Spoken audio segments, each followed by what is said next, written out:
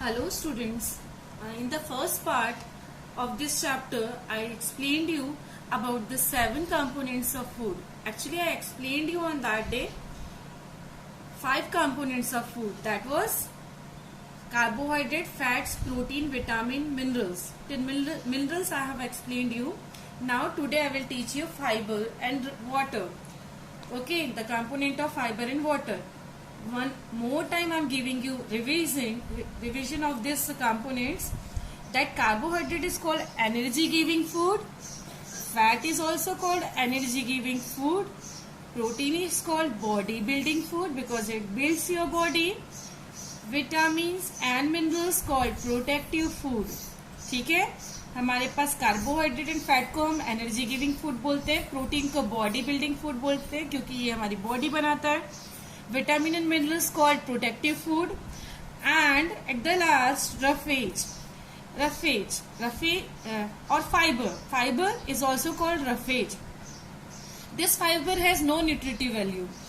Keep in your mind children, इनमें कोई भी न्यूट्रिशंस नहीं होते. न्यूट्रिशंस नहीं होते मतलब ना कार्बोहाइड्रेट है ना प्रोटीन है, कोई न्यूट्रिटिव वैल्यू नहीं है. ये हमारी बॉडी में ये हमको ना तो एनर्जी देता है, ना हमारी बॉडी को बिल्ड करता है, ना हमको डिजीजेस से प्रोटेक्ट करता है. तो फिर इनका काम क्या है?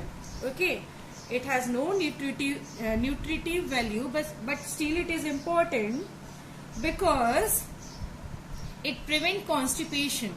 कॉन्स्टिपेशन मतलब कब्ज. अगर आपके कब्ज से बचाता है, जैसे बहुत सारे सिम्टम्स होते हैं, स्टूल्स पास करने में प्रॉब्लम होती है, एसिडिटी होती है, तो इट प्रिवेंट्स कॉन्स्टिपेशन. सेकंड है फाइबर. अगर आप फाइबर वाला फूड खाते हो तो वो हेल्प करता है डाइजेशन में. ऑब्वियस है, खाना डाइजेस्ट होगा तो कॉन्स्टिपेशन नहीं होगा. तो what is the functions of the roughage और fibre? Prevents constipation, helps in digestion, helps to remove waste material. ये आपकी बॉडी से वेस्ट मटेरियल को रिमूव करता है. आपने एक ऐड देखा होगा टीवी में कि एक मम्मा अपने बच्चे से पूछती है हुआ, वो बोलता है नहीं, फिर बोलता है हुआ, फिर बोलता है नहीं, फिर उसकी मम्मा उसको एक फाइबर वाला फूड देती है. एक ऐसा, I don't know you have seen that ad और नॉट. तो उसकी जो मम्मा है उसको फाइबर वाला फूड देती है. तो उस फाइबर वाले फूड में क्या होता है? Fibre means roughage. Okay, so it helps to remove waste material from our body. अगर नहीं देखा तो प्लीज वो ऐड देखिए. हाँ, तो what are the sources? Vegetables, carrot, cabbage, apple, grains जो होते हैं ये तो खाने ही चाहिए हमको. लोटस स्टेम, कभी लोटस स्टेम को देखना. अगर आपको फाइबर एग्जैक्टली देखना है तो लोटस स्टेम को देखना. जैसे ही आप तोड़ते हो तो ऐसे लंबे लंबे रेशे निकलते हैं. ठीक है, लोटस स्टेम को देखना. लोटस स्टेम को हम हिंदी में बोलते हैं, क्या बोलते हैं? कमल ककड़ी भी बोलते हैं, ढेस भी बोलते हैं. ठीक है, तो अगर आप जैसे ही उसको तोड़ते हो तो उस पर ऐसे लंबे फाइबर्स दिखते हैं. इवन स्पिनिच, पालक में भी बहुत ज्यादा क्वांटिटी में फाइबर होता है, और बाकी कैबेज वगैरह में तो होता है, कैरेट में भी होता है fibre. So we have completed with the fibre roughage. याद रखिए क्या इसका मेन काम क्या होता है? Helps in digestion and remove waste material. Rough का मतलब ही होता है कि वेस्ट मटेरियल को रिमूव करना. Now come to the water.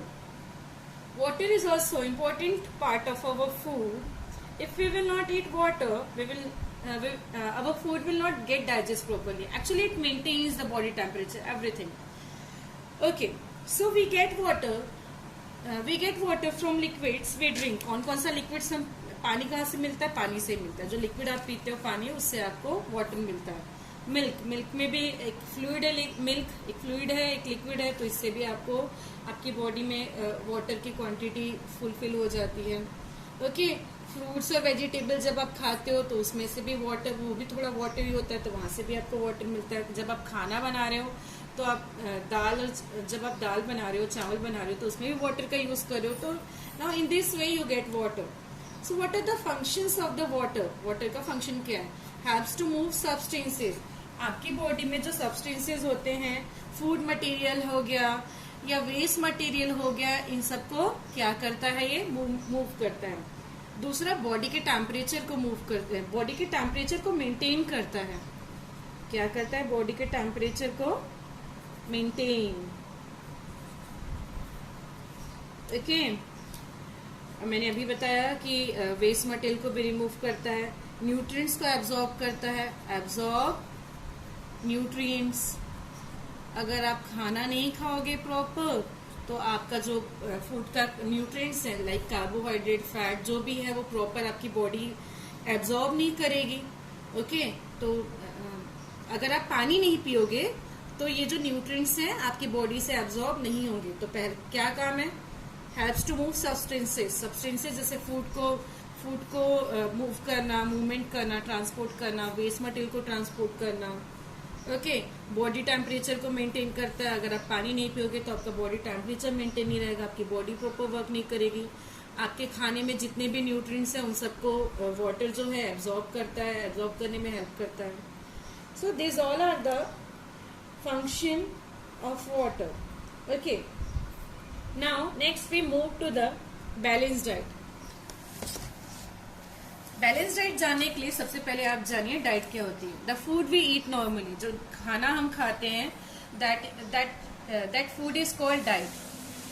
Children, जरूरी नहीं है कि आप जो खाना खा रहे हो उसमें वो बैलेंस डाइट हो। A diet, what is a balance diet? ध्यान से सुनिए। A balance diet is a diet which contain all kind of nutrients in the right amount, in the amount required. या तो राइट अमाउंट लिखो या in the amount required by the body to be healthy. Okay, actually आपकी book में ना एक food pyramid नहीं है। फूड पिरामिड होता है ना, तो उस फूड पिरामिड में आपको पता चलता है कि बैलेंस डाइट एक्चुअली होता क्या है। See, in your book it has not given the food pyramid, but still मैं थोड़ा सा एक आपको एग्जाम्पल दे देती हूँ। ठीक है, may be you have learn in your previous classes।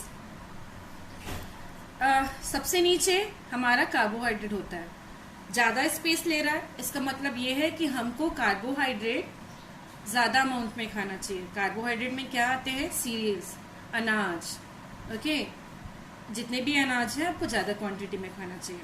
और carbohydrate is called energy giving. उसके बाद हमको खाना चाहिए vitamin and minerals.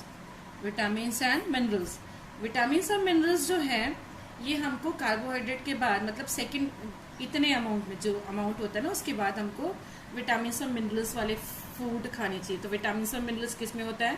Fruits and vegetable. Okay, next है आपको प्रोटीनेटेड फूड खाना चाहिए।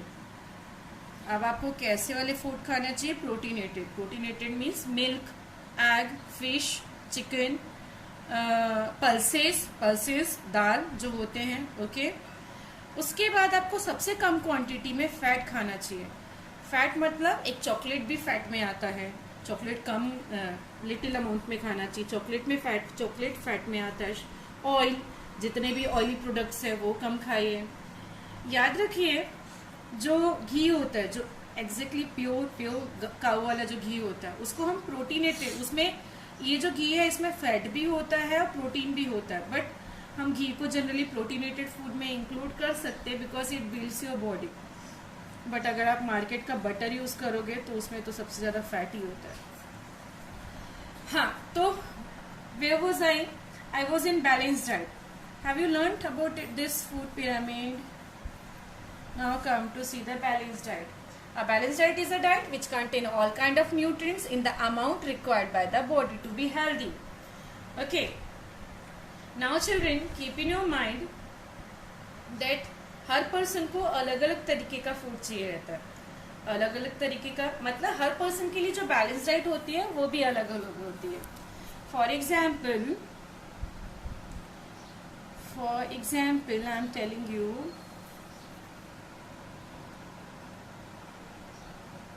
अ यंग चाइल्ड, जो यंग चाइल्ड है उसके लिए जो फूड, उसके लिए यंग चाइल्ड है तो वो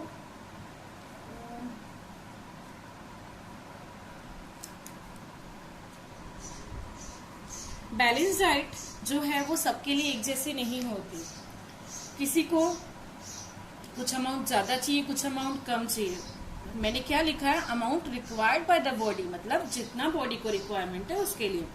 तो एक young child means growing child, एक ग्रोइंग चाइल्ड के लिए प्रोटीन वाला जो डाइट है वो ज्यादा चाहिए, क्योंकि प्रोटीन क्या करता है? बिल्ड करता है बॉडी को और ग्रो करता है। तो उसकी फूड में उसके लिए बैलेंस डाइट क्या होगा? मैंने तो फूड पिरामिड दिखा दिया, बट एक यंग चाइल्ड के लिए प्रोटीनेटेड फूड ज्यादा चाहिए। ठीक है। नाउ वो जो फूड पिरामिड था वो एक एडल्ट पर्सन के लिए। ओके।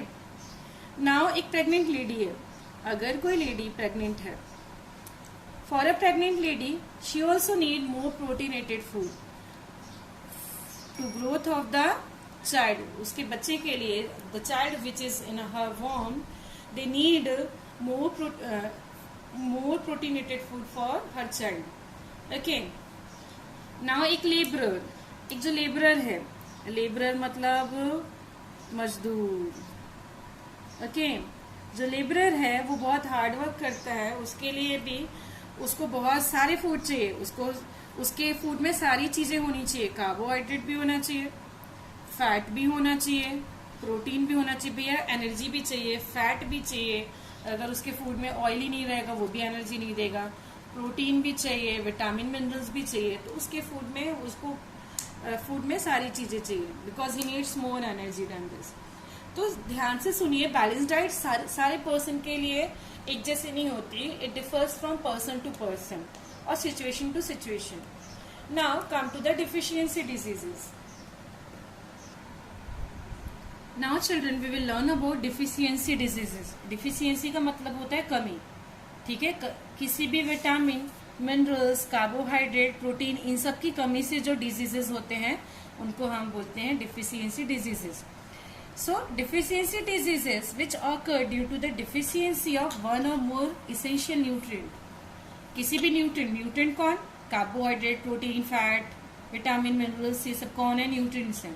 तो अगर ये न्यूट्रिएंट्स कम हो जाए तो उनकी वजह से जो डिजीज हो रही है वो डिजीजेस कहलाती है डिफिशियंसी डिजीजेस। याद रखिए, ये डिफिशियंसी डिजीजेस जो है one person to another person transmit नहीं होता। मतलब ऐसा नहीं कि वायरल डिजीज जैसा है यहाँ से वहां चले जाए, ऐसा कुछ भी नहीं होता। और अगर आप बैलेंस डाइट खाते हो, अगर आप बैलेंस्ड फूड लेते हो, बैलेंस डाइट लेते हो अपने फूड में, तो आप इस डिजीज से रिकवर कर सकते हो, इस डिजीज से ठीक हो सकते हो। ठीक है। तो इसका एक ही सॉल्यूशन है, आप ये कंडीशन ही क्यों लाओ, सबसे बेस्ट है आप always have a balanced diet, balanced food. Okay. Now, before telling the deficiency of carbohydrate, first listen. आपको पता है एक्सेस न्यूट्रिएंट्स, खाना कोई भी न्यूट्रिएंट्स के एक्सेस से भी डिजीजेस होती हैं और उसकी डिफिशियंसी से भी डिजीजेस होती है। डिफिशियंसी से भी, जैसे for example I am telling you, excess से जो डिजीज होती है उस डिजीज को हम बोलते हैं ओबेसिटी। ओबेसिटी एक्सेस कब होता है? जब आप अपने फूड में, खाने में कार्बोहाइड्रेट से ज्यादा अगर आप अपने खाने में फैट ले रहे हो, कार्बोहाइड्रेट कम है और फैट ज्यादा है, तो कौन सी डिजीज हो जाएगी? ओबेसिटी। ओबेसिटी जिसमें मोटापा हो जाता है, फैट जमा हो जाता है आपकी बॉडी में। Okay. And that leads to the heart attack. अगर आपके बॉडी में फैट ज्यादा हो गया, बोलते हैं ना ज्यादा हेल्दी लोगों को जल्दी से हार्ट अटैक की प्रॉब्लम आती है। तो एक्सेस से ओबेसिटी होता है और डिफिशियंसी से जो डिजीज होती हैं वो डिजीजेस कहलाती है माल न्यूट्रिशन। माल न्यूट्रिशन, एक्सेस से ओबेसिटी, डिफिशियंसी से या किसी चीज की कमी से माल न्यूट्रिशन। माल न्यूट्रिशन में ये जो डिजीजेस हैं, मोस्टली क्या क्या डिजीज होते हैं माल न्यूट्रिशन में? क्वाशियोरकर,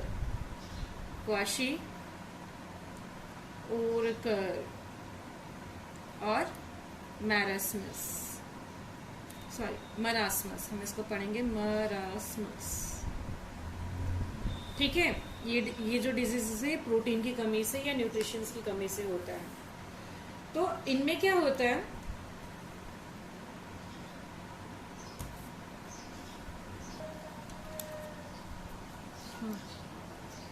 मैरास्मस में वेट लॉस हो जाता है। ठीक है। वेट लॉस हो गया, स्टमक श्रिंकेज हो जाता है, जो स्टमक है वो श्रिंक हो जाता है, सिकुड़ जाता है। और डिहाइड्रेशन, बॉडी से पूरा पानी निकल जाता है, डिहाइड्रेशन होने लगता है। Okay. And symptoms for kwashiorkor के सिम्टम्स क्या होता है, याद रखिए, मरासमस में जो स्टमक है वो श्रिंक होता है, क्वाशियोरकर में जो स्टमक है, ठीक है, जो स्टमक है वो क्या हो जाता है, स्वोलन। स्वोलन मतलब फूल जाना, स्वेल का पास्ट फॉर्म है स्वोलन। और क्वाशियोरकर में क्या होगा, स्टॉप ग्रोथ, डिलेड ग्रोथ बोलो या स्टॉप ग्रोथ, ग्रोथ स्टॉप हो जाती है, ठीक है। डिफरेंस समझिए, क्वाशियोरकर में जो बेली है, जो स्टमक है वो स्वेलन हो जाती है, और यहाँ पे स्टमक श्रिंकेज हो जाती है, ग्रोथ स्टॉप हो जाती है। और loss of appetite, loss of appetite, appetite का मतलब होता है भूख, तो लॉस ऑफ एपेटाइट मतलब भूख जो है वो खत्म हो जाती है, लॉस मतलब खत्म हो जाना या खो जाना, तो जो भूख है वो खत्म हो जाती है। फटीग का मतलब होता है थकान, तो आप क्वाशियोरकर में भी आप फटीग फील करोगे, मरासमस में भी फटीग का मतलब थकान, तो ये सारे डिजीजेस हैं। Okay, now come to the one by one we will see all kind of diseases. Deficiency of carbohydrate.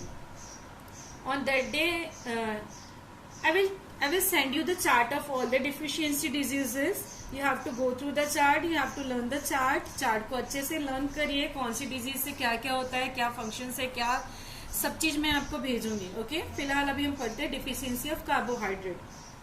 मैंने बताया था ये energy giving, it is called energy giving food. अगर इसकी डिफिशियंसी हो तो एनर्जी नहीं रहेगी, तो बॉडी कैसा फील करेगी, वीकनेस, कैसा फील करेगी, वीकनेस। लॉस ऑफ स्टैमिना, आप काम नहीं कर पाओगे, आपके अंदर इतनी स्टैमिना, इतनी ताकत ही नहीं रहेगी कि आप काम कर पाओ। ओके, देन आपकी जो बॉडी है गेट्स टायर्ड क्विकली, बहुत जल्दी आपकी बॉडी टायर्ड मतलब थकना, तो आपकी बॉडी जल्दी ही टायर्ड हो जाएगी। एक बात याद रखिए, आप इस पूरे लॉकडाउन पीरियड में जो भी आपके हॉलीडेज हैं, इन हॉलीडेज में आप 2 काम बहुत अच्छे से करेंगे। पहला काम अपनी रीडिंग अच्छी करेंगे, 2 नहीं 3 से 4 काम करेंगे। पहला काम आप रीडिंग अच्छी करेंगे। दूसरा काम अपना रीडिंग के साथ साथ प्रोनाउंसिएशन भी आपका अच्छा होना चाहिए। तीसरा काम राइटिंग इम्प्रूवमेंट चाहिए मुझे। चौथा काम have a habit of seeing dictionary, आप डिक्शनरी देखने की हैबिट डालिए। Whatever you are learning, whatever you are doing, please have dictionary with you. Dictionary देखने की हैबिट हमेशा डालिए, जो मेरे में भी है, इसीलिए आपको बोल रही हूँ। Now deficiency of protein, deficiency of protein body को बिल्ड, मैंने बताया प्रोटीन को क्या बोला जाता है, बॉडी बिल्डिंग फूड। तो जब इसको बॉडी बिल्डिंग फूड बोला जाता है, एक एज डिफिशियंसी ऑफ प्रोटीन, हमको पता है कि प्रोटीन बॉडी बिल्डिंग फूड है, ग्रो करता है हमारी बॉडी को, helps in growth, builds our body, worn out sales को रिपेयर करता है। तो अगर ये इसकी डिफिशियंसी हो तो स्टंटेड ग्रोथ का मतलब होता है ग्रोथ स्टॉप हो जाना, stunted growth. Okay, swelling face में स्वेलिंग हो जाती है प्रोटीन की कमी से। ओके, नाउ डायरिया, मैं हर चीज नहीं लिख रही हूँ, आप सुनते जाइए। डायरिया हो जाता है डिस्कलरेशन ऑफ हेयर, जब हम सुनते हैं ना कि यार ये तो भी इतना छोटा है और इसके हेयर्स वाइट हो गए just because of deficiency of protein, discolouration. Skin problems होती हैं, स्वोलन एब्डोमेन, पेट फूल जाता है। Okay, now this was the deficiency of protein. Vitamin और मिनरल्स बहुत बड़ा चार्ट है children, I will send you this chart to you, go through this chart. इसके फंक्शंस, डिफिशियंसी डिजीज, सिम्टम्स, सब चीज है। मैंने कुछ चीजें पहले भी आपको बताई है, जब मैं मिनरल्स पढ़ा रही थी तो मैंने आयोडीन, आयरन, ये सब के बारे में बताया। Go through this chart again and again, I am saying you, and go through all the videos which I am sending you, because I can take your test any of the time. Test भी ले सकती हूँ, कभी भी किसी को call करके कुछ भी क्वेश्चन पूछ सकती हूँ। I have all the numbers, so be ready for each and everything. Okay, thank you.